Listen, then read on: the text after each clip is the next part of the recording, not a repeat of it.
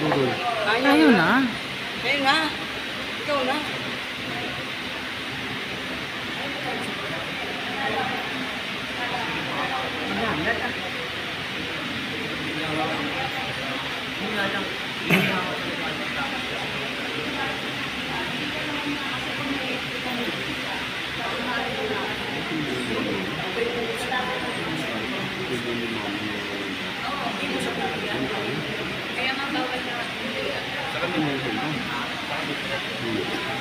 Sabihan mo.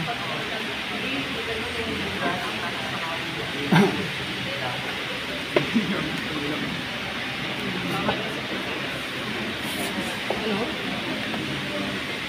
Ayaw na. Ikaw ayaw na. Ayaw na. Ayaw dito.